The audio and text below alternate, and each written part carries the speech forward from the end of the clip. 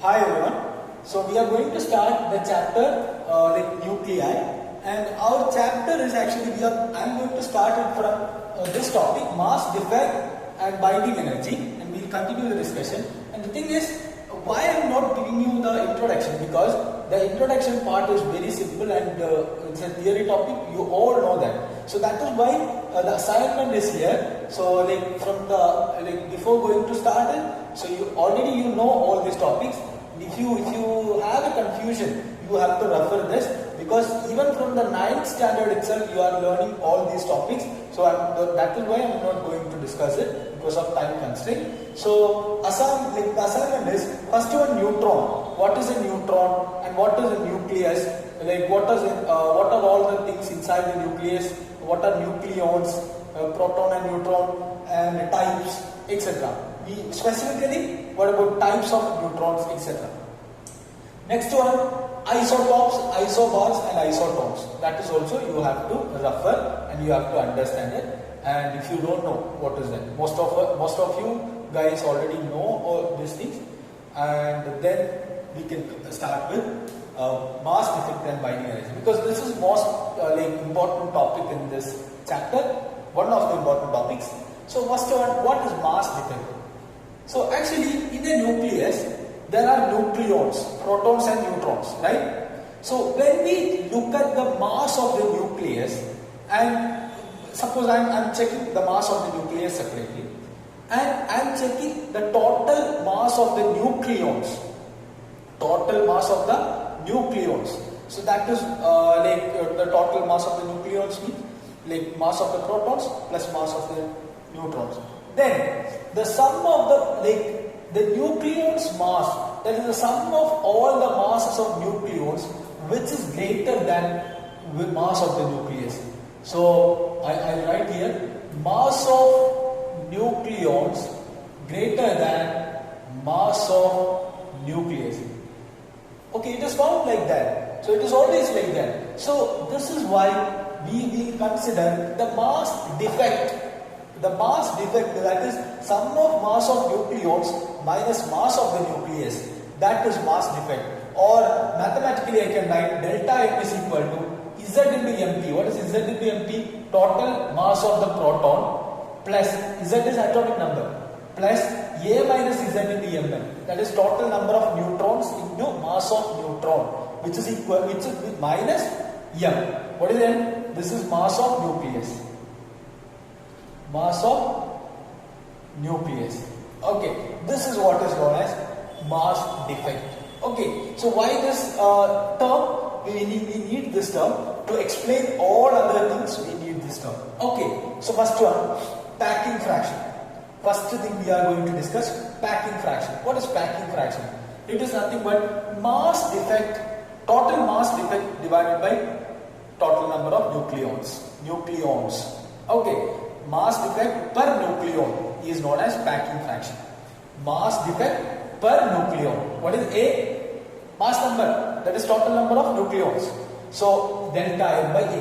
Why this packing fraction is important? Packing fraction actually determines the stability of that particular atom. Okay, so that particular atom, when we consider that atom, packing fraction, we look at the packing fraction and we will check whether it is stable or unstable. Okay, and again, packing fraction can be positive, negative, or even it can be zero as well. And I have given one graph which shows the packing fraction versus mass number. So here mass number is increasing, packing fraction has a change like this. Okay, look at this. Packing fraction is starting like this is the maximum value, and it is going, and this is the minimum value, it's a negative value, then it is increasing again. Okay, so this is what is the thing. Okay, this graph you just keep in your mind. This is the shape of the graph. Values are not that much important. Okay, so this shape of the graph you have to keep in your mind. Alright, so next term we are going to discuss, that is binding energy. Binding energy. From that word itself, I need an idea. So that idea which is given by the word binding energy. Binding energy is nothing but. So two definitions are there. I will give you one and then I will explain the other one. Okay, first. So binding energy, suppose all the we we are talking about nucleus, right? Suppose I want to take all the nucleons, all the protons and neutrons, and I want to bind them. How much energy I have to give? That is wrong. Okay, how much energy it is going to release? That is what is binding energy. Or the idea, look at this. If I am going to separate the nucleus into its constituent nucleons, the respective nucleons, how much energy I have to apply? That is what is binding energy. I think you have got it. We have discussed the same kind of thing in the last class, in the last topic, right? So binding energy is how much energy I have to apply or it will release with respect to the binding process or with respect to that particular thing. Okay, or the better way of this explanation is how much is the energy that can be produced by the mass defect? Okay, how much energy it can contribute or produce by the mass defect? Okay, that is what is binding energy. We know that Einstein's equation E is equal to mc square, mass energy equivalence. Okay, so again, what is delta M? Is a change in mass, the defect mass into c square. That will be the binding energy. Okay, binding energy is the energy which is responsible or which is which we will get from the mass defect. Okay, so dE is equal to binding energy is equal to delta M into c square. How much is delta M? This one. Okay, so mp into z, it's not square. Okay, mp into z plus a minus z into mn. That is mass of neutron. That is this equation. Same equation we are applying. Okay. Minus m. Sorry, minus m all into c square. Okay, that is equation. That minus m was not there. I'm sorry. So mp into z plus mn into a minus z minus m. That is mass defect. This much is mass defect. Delta m into c square. Alright. And next we are going to discuss, there is one binding energy curve.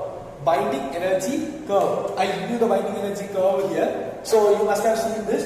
And what is binding energy curve? It is the graph between binding energy per nucleon and the total number of nucleons. And before that, let's see. I'll write here.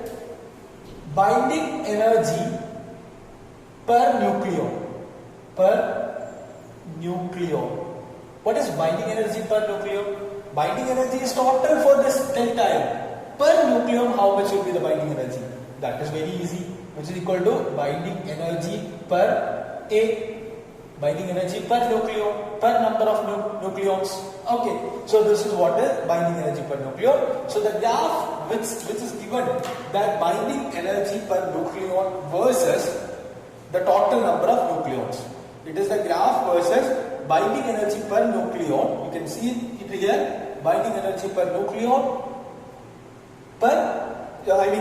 versus number of nucleons. Okay, so in 3 points you have to note in this graph that in first one, some nuclei with the mass number A less than 20. You have to check the graph very carefully because the question will come from this graph. So when I read it, you check that whether the fact is correct or not. Some nuclei with mass number A less than 20 have large binding energy per nucleons than their neighbor nuclei. For example, helium nuclei, beryllium, carbon, oxygen, etc. Okay, these nuclei are more stable than the neighbors. Alright. Okay, so second point, the binding energy per nucleon is maximum for nuclei of mass 56. A is equal to 56. Okay, which is that iron. Okay, Fe, iron. Its value is 8.8 mega electron volt per nucleon. What is the value of iron 56? 8.8 mega electron volt. Okay, keep the value, keep in your mind. Okay, so then third one, a nuclei having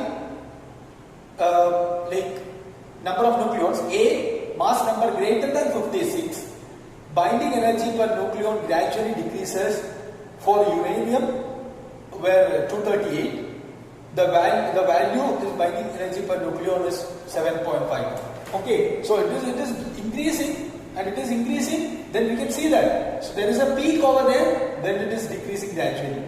Okay, so that value, uranium-238 value is right here.